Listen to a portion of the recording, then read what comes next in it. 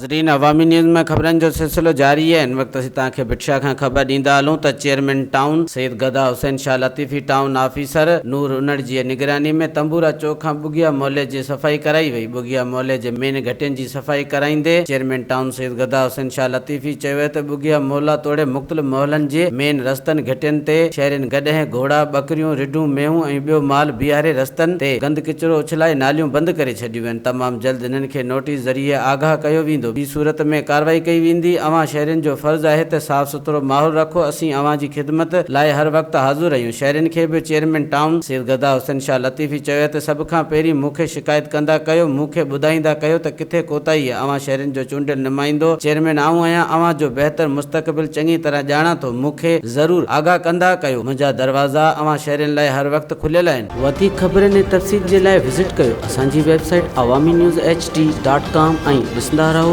Awami news HD।